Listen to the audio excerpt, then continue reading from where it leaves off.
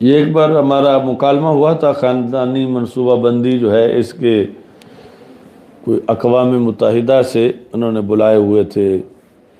Leader, یہ جنگ اخبار والوں نے، ڈاکٹر سرفراز نعیمی صاحب اور میں، ہم اسلامی موقف پیش کرنے کے لیے موجود تھے۔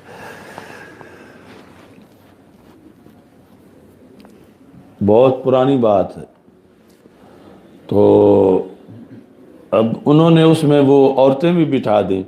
جو بڑی اس پر اسپیشلسٹ تھیں مناظرہ کرنے میں۔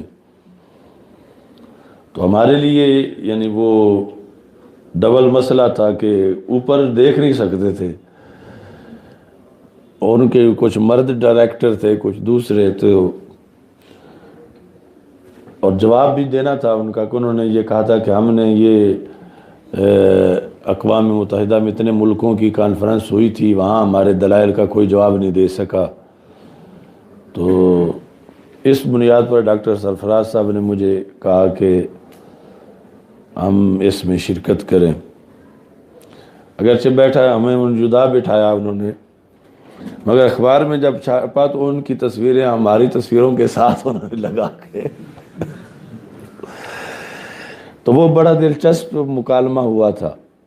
یعنی ہمارا چونکہ موقف تھا کہ یہ خاندانی منصوبہ بندی جائز نہیں، تو ان کے سارے دلائل تھے کہ یہ حق ہے عورت کا کہ وہ ایک کہنے لگی کہ وہ اپنا علاج کرانا چاہتی ہے، تو آپ کیوں اس کو علاج کی اجازت نہیں دیتے؟ یہ یعنی بڑا معقول ان کا پوائنٹ انہوں نے بنایا ہوا تھا کہ ہر کوئی کسی کو علاج کی اجازت ہے، تو ایک عورت کچھ بچے جنم دینے کے بعد اپنا علاج کروانا چاہتی ہے کہ آگے اس کے ہاں بچے نہ ہوں، تو آپ مولوی لوگ کیوں اس کے خلاف ہیں؟ اس بیچاری کو علاج کروانے دیں۔ تو میں نے کہا کہ علاج تو بیماری کا کرایا جاتا ہے، اور بچے جنم دینا عورت کی بیماری نہیں، عورت کی شان ہے کہ رسول اکرم صلی اللہ علیہ وسلم نے فرمایا کہ جب تناکح الولود، کہ جو عورت زیادہ بچے جنم دیتی ہو اس سے تم شادی کرو، تناکح الولود والودود، دیگر دلائل کے ہمراہ میں نے اس چیز کو بھی بیان کیا۔ تو ساتھ میں نے کہا کہ یہ جو انسان ہے اس کے اعضاء ان کا یہ مالک نہیں ہے۔ مثلا کوئی بندہ کہے کہ میں ٹوکری اٹھا اٹھا کے تھک گیا ہوں، ان ہاتھوں سے کسی چلا چلا کے تھک گیا ہوں، تو میرا ایک ہاتھ کاٹ دو، چونکہ میں ان سے کام کر کر کے تھک گیا ہوں۔ تو اب کیا آپ لوگ اجازت دیں گے کہ وہ کٹوا لے؟ تو کہتی ہے نہیں۔ تو میں نے کہ اس طرح یعنی جو تم دلیل پیش کری کہ وہ بچے جنم دے دے کے تھک گئی ہے، تو اب جو ہے وہ آگے اس کو تم، تو جس وقت وہ حدیث میں نے پیش کی تو یہ آگے بہت بے وقوف ہوتے ہیں لبرل۔ تو ایک ان کا جو ڈائریکٹر بیٹھا تھا تو اس نے کہا کہ یہ جو آپ کہہ رہے ہیں کہ جو زیادہ بچے جنم دے اس کو شریعت میں ترجیح دی گئی ہے، یہ وصف اس کی ایک ترجیح کا باعث ہے کہ ودود اور ولود جو ہے اس سے شادی کرو۔ تو وہ بے وقوف کہنے لگا کیا اس کے سر پہ سینگ ہوں گے کہ یہ زیادہ بچے جنم دینے والی ہے؟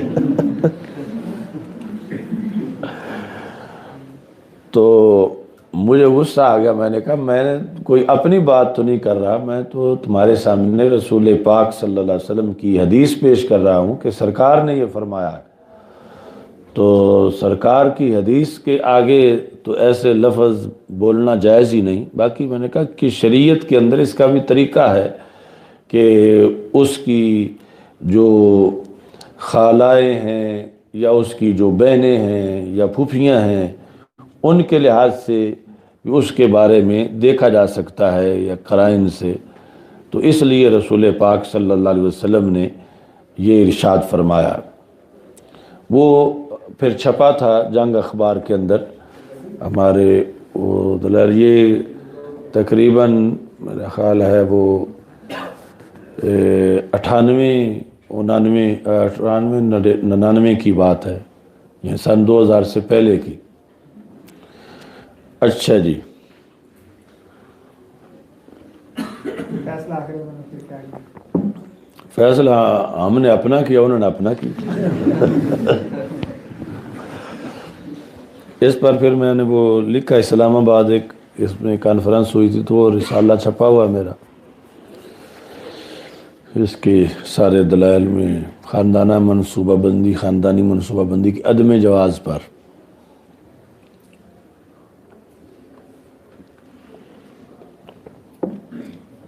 جو اس میں یہ موقف اختیار کیا تھا کہ وقفہ جو ہے وہ تو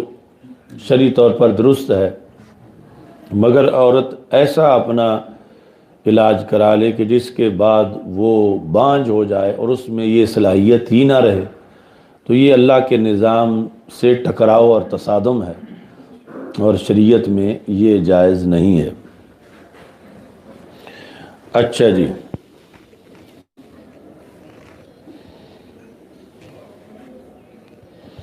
تو یہاں بھی یعنی یہ واضح کیا گیا کہ بچے جنم دینا خاتون کا اور دوسری طرف کسی مشین کا کوئی کام کرنا، اس میں زمین و آسمان کا فرق ہے، اور اس خاتون اسلامی پر یہ لفظ بولنا صحیح نہیں، کیونکہ مشین کو اپنی پروڈکشن کا کوئی فائدہ نہیں ہے، اور یہاں جو ہے اتنا بڑا فائدہ ہے کہ امریکہ جیسی کروڑوں حکومتیں بھی جنت کا 1 انچ ایریا بھی نہیں خرید سکتی، اور یہ اپنے بچوں کی وجہ سے جنت کی حقدار بن جاتی ہے۔